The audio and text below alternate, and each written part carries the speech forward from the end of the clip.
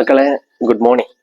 ഇനി നമുക്ക് ചെറുതായിട്ടൊരു ചെറിയ കഫക്കെട്ടൊക്കെ ഉണ്ട്, അതുകൊണ്ട് ചെറിയൊരു ബ്രീത്തിങ് പ്രോബ്ലം ഒക്കെ ഉണ്ട്. അതാണ് നമ്മൾ പറയുന്ന ഓരോ കാര്യങ്ങളും പറയുമ്പോൾ ചെറുതായിട്ട് കട്ടായി പോണ്. അപ്പൊ അത്തരം കാര്യങ്ങളൊക്കെ ഒന്ന് ക്ഷമിക്കുക. നമുക്ക് പുതിയൊരു ഭാഗത്തിലേക്ക് നമുക്ക് പോകാം. ഭാഗമല്ല മക്കളെ, പുതിയൊരു ചോദ്യമാണ്. പേജ് നമ്പർ 192 ഒരു പേജില് ഒന്നാമത്തെ ഒരു ക്വസ്റ്റ്യൻ ഉണ്ട്. അതിൽ തന്നെ രണ്ട് ക്വസ്റ്റ്യൻ ഉണ്ട്. വേറെ ഒന്നുമില്ല. ആരം 3 സെന്റിമീറ്റർ ആയ വൃത്തത്തിൽ കേന്ദ്രകോൺ 120 ഡിഗ്രി ആയ വൃത്താംശത്തിന്റെ പരപ്പളവ് അല്ലെങ്കിൽ ഏരിയ എത്രയാണ് എന്നതാണ് ചോദ്യം. വൃത്താംശം അല്ലെങ്കിൽ സെക്ടർ എന്നാണ് പറയുന്നത്. നമുക്കതൊന്ന് റഫായിട്ട് നമുക്ക് ചിത്രം ഒന്ന് വരച്ചു നോക്കാം. എന്തായാലും ഒരു വൃത്തം വേണം. ഇതാണ് നമ്മളെ വൃത്തം എന്ന് പറയുന്നത്. വൃത്തം ആരം 3 സെന്റിമീറ്റർ എന്ന് പറഞ്ഞാൽ, ആരം എന്ന് പറഞ്ഞാൽ ഇവിടെ ഒരു കേന്ദ്രം ഉണ്ടായിരിക്കും. കേന്ദ്രത്തിൽ നിന്നും വൃത്തത്തിലേക്കുള്ള ദൂരമാണ് ആരം. ആരം 3 സെന്റിമീറ്റർ എന്ന് തന്നിട്ടുണ്ട്. വൃത്തത്തിൽ കേന്ദ്രകോൺ 120 ഡിഗ്രി, അതായത് ഇത് കേന്ദ്രമാണ്. അപ്പൊ കേന്ദ്രത്തിൽ ഉണ്ടാവുന്ന കോൺ കേന്ദ്രകോൺ ആയിരിക്കും. ഇയാള് ഏകദേശം ഒരു 120 ഡിഗ്രി ആയിരിക്കും. 120 ഡിഗ്രി ആയിരിക്കും. ഓക്കെ. ആയ വൃത്താംശത്തിന്റെ പരപ്പളവ് എത്രയാണെന്നാണ് ചോദിച്ചുള്ളത്. ഇതാണ് മക്കളെ വൃത്താംശം എന്ന് പറയുന്നത്. ഇതാണ് വൃത്താംശം എന്ന് പറയുന്നത്. ഇത് 120 ഡിഗ്രി ആയ ഒരു വൃത്താംശമാണ്. ഇയാള് എന്ന് പറയുന്നത് അതിന്റെ ചാപനീളം അല്ലെങ്കിൽ ആർക്ക് ലെങ്ത് എന്ന് പറയും. അപ്പൊ നമുക്കൊരു സംശയം തോന്നും, ഇയാളും ബാക്കി കാണുന്ന ഇയാളും വൃത്താംശമല്ലേ എന്ന്. ഇയാളും വൃത്താംശമാണ്. ഇത് അയാളെ ആർക്ക് ലെങ്ത് ആണ്. ഓക്കെ. ഇയാൾ 120 ഡിഗ്രി ആയ വൃത്താംശം, ഇയാൾ അതിന്റെ ബാക്കി ഡിഗ്രി ആയ വൃത്താംശം. ഓക്കെ. നമ്മളോട് ചോദിച്ചുള്ളത് ഏരിയ അല്ലെങ്കിൽ പരപ്പളവ്. ഇത്രയും ഭാഗത്തിന്റെ ഏരിയ അല്ലെങ്കിൽ ഇത്രയും ഭാഗത്തിന്റെ പരപ്പളവാണ് നമ്മളോട് ചോദിച്ചിട്ടുള്ളത്. നമ്മളൊരു ഇക്വേഷൻ പഠിച്ചിട്ടുണ്ട്. വൃത്താംശത്തിന്റെ പരപ്പളവ് കാണാനുള്ള ഇക്വേഷൻ അല്ലെങ്കിൽ വൃത്താംശത്തിന്റെ ഏരിയ കാണാനുള്ള ഇക്വേഷൻ നമ്മൾ പഠിച്ചിട്ടുണ്ട്. വേറെ ഒന്നുമല്ല, pi r square into theta by 360 degree എന്ന് നമ്മൾ പഠിച്ചിട്ടുണ്ട് അല്ലെ. ഓക്കെ.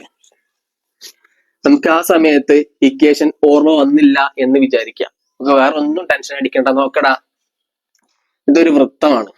ഓക്കെ.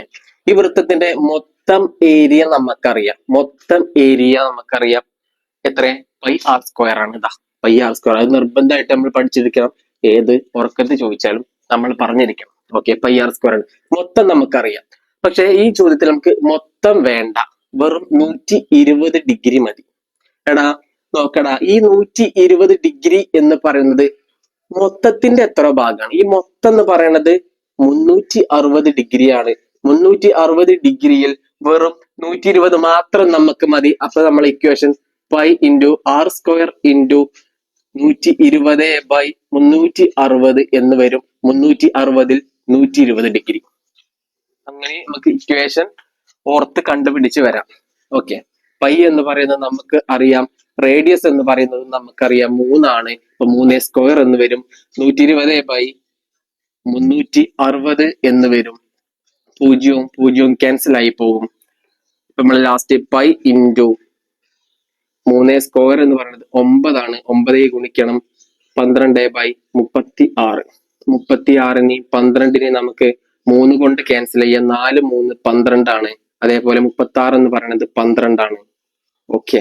4നെയും അതേപോലെ 12നെയും നമുക്ക് ക്യാൻസൽ ചെയ്യാം. 12ൽ എത്ര 4 ഉണ്ട് മക്കളെ? 3 4 12 ആണ്. അതേപോലെ 3നെയും 9നെയും നമുക്ക് കട്ട് ചെയ്യാം. 9ൽ എത്ര 3 ഉണ്ട്? 3 3 9 ആണ്. അവസാനം നമുക്ക് 3 പൈ എന്ന് കിട്ടും. ഇത് ഏരിയ അല്ലെങ്കിൽ പരപ്പളവ് ആയതുകൊണ്ട് തന്നെ 3 പൈ സെന്റിമീറ്റർ സ്ക്വയർ എന്ന് കിട്ടും. ഓക്കെ. നമുക്ക് രണ്ടാമത്തെ ഒരു ചോദ്യം ഉണ്ട് മക്കളെ, നോക്കാം. ആരം 6 സെന്റിമീറ്റർ ആയ വൃത്തത്തിൽ കേന്ദ്രകോൺ ഇതു തന്നെയായ വൃത്താംശത്തിന്റെ പരപ്പളവോ? അതായത് നമ്മള് ഒരു വൃത്തമാണ്, നമുക്ക് വൃത്തത്തിന്റെ റേഡിയസ് അല്ലെങ്കിൽ ആരം എന്ന് പറഞ്ഞിട്ടുള്ളത് എത്രയാണ് മക്കളെ? 6 സെന്റിമീറ്റർ ആണെന്ന് പറഞ്ഞിട്ടുണ്ട്. അതേപോലെ ഇതിന്റെ കേന്ദ്രകോൺ ഇത് തന്നെയാണ്, അതായത് 120 ഡിഗ്രി തന്നെയാണ് ഇതിന്റെ കേന്ദ്രകോൺ എന്ന് പറയുന്നത്. അപ്പോൾ നമ്മള് ചിത്രം ഏകദേശം ഇതേപോലെ വരും. നമ്മളോട് ചോദിച്ചിട്ടുള്ളത് എന്താ? ഈ വൃത്താംശത്തിന്റെ അല്ലെങ്കിൽ ഈ ഒരു സെക്ടറിന്റെ ഏരിയ അല്ലെങ്കിൽ പരപ്പളവ് എന്താണെന്നാണ് ചോദിച്ചിട്ടുള്ളത്. ഓക്കെ. വീണ്ടും നമ്മൾ ഈ ഇക്വേഷൻ സബ്സ്റ്റിറ്റ്യൂട്ട് ചെയ്ത് കൊടുക്കാം.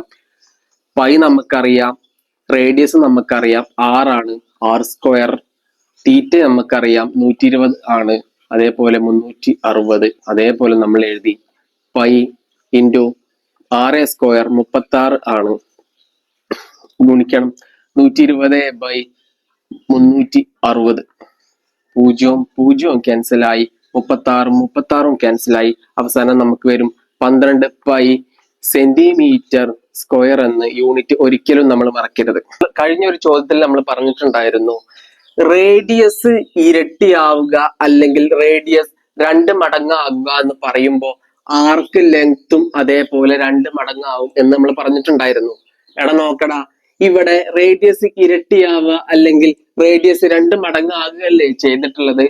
അങ്ങനെ ആകുമ്പോൾ ഇതിന്റെ ഏരിയ 2 മടങ്ങാവുന്നുണ്ടോ? ഇല്ല. അപ്പൊ നമ്മൾ ശ്രദ്ധിക്കണം, റേഡിയസ് കൂടുമ്പോൾ അതിനനുസരിച്ച് കൂടുന്നത് ആർക്ക് ലെങ്ത് മാത്രമാണ്. ഏരിയ അത്ര മടങ്ങ് കൂടുന്നില്ല. രണ്ടും നമ്മൾ മാറിപ്പോകരുത്. ഓക്കെ, അത് കൂട്ടത്തിൽ നമ്മൾ ശ്രദ്ധിച്ചു വെക്കണം. നമ്മളൊരു ഇക്വേഷൻ ഇത് നമ്മൾ കൃത്യമായിട്ട് ഓർത്ത് വെക്കണം. ഈ ഒരു ചാപ്റ്ററിൽ നമുക്ക് ആകെ 2 ഇക്വേഷൻ മാത്രമേ പഠിക്കാനുള്ളൂ. രണ്ടാമത്തെ ഒരു ഇക്വേഷൻ ആണ് πr² ഇൻറ്റു θ/360. നിർബന്ധമായിട്ട് നമ്മൾ പഠിച്ചിരിക്കണം ഈ ഒരു ഇക്വേഷൻ. ഏരിയ കാണാനുള്ള ഇക്വേഷൻ ആണിത്, ഏരിയ അല്ലെങ്കിൽ പരപ്പളവ്. ഓക്കെ.